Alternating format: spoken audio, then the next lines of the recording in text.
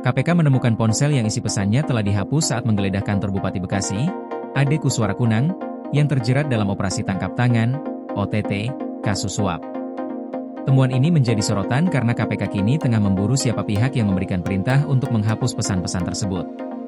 Menurut juru bicara KPK, Budi Prasetyo, dalam barang bukti elektronik yang disita, di antaranya sebuah ponsel, penyidik menemukan sejumlah percakapan yang sudah dihapus. KPK pun bertekad untuk menelusuri lebih dalam siapa yang berperan dalam menghilangkan jejak-jejak komunikasi ini. Penggeledahan yang dilakukan KPK pada Senin, 22 Desember 2025, berhasil menyita berbagai barang bukti, termasuk 49 dokumen yang berkaitan dengan proyek-proyek pengadaan tahun 2025 dan rencana pekerjaan pengadaan tahun 2026. Selain itu, 5 barang bukti elektronik juga turut disita. Temuan ini semakin memperkuat dugaan bahwa kasus suap ini melibatkan proyek-proyek besar yang ada di Kabupaten Bekasi.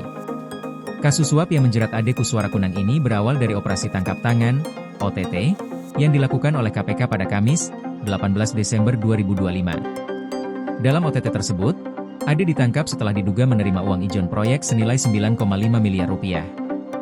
Uang tersebut disebut-sebut diberikan sebagai jaminan untuk memuluskan proyek-proyek pengadaan yang akan dilaksanakan di Kabupaten Bekasi, khususnya pada tahun 2025 dan 2026. Selain Ade Kuswara Kunang, KPK juga menetapkan 2 tersangka lainnya, yakni ayahnya, HM Kunang, dan seorang pihak swasta bernama Sarjan, SRJ. Keduanya diduga terlibat dalam proses pemberian uang ijon yang dilakukan melalui beberapa perantara. Dalam penjelasannya, PLT Deputi Penindakan dan Eksekusi KPK, Asep Guntur Rahayu, mengungkapkan bahwa proyek yang menjadi objek suap ini rencananya akan dimulai pada tahun depan. Uang yang diterima oleh Ade dan ayahnya itu disebut-sebut merupakan uang muka yang diberikan sebagai jaminan untuk melaksanakan proyek tersebut.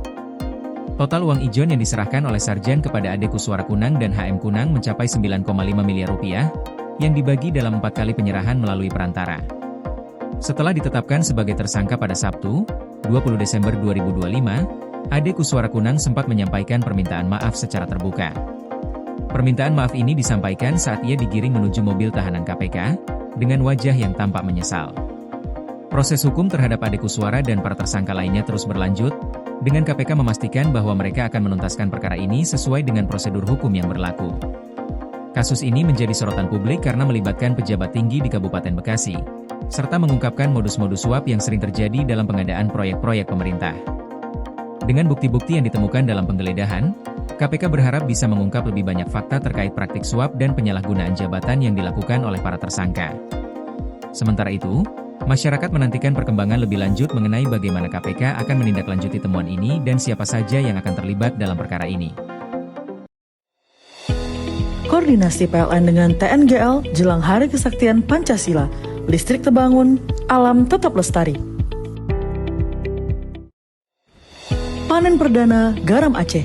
PLN hadirkan energi untuk UMKM di momen menyambut Hari Kesaktian Pancasila.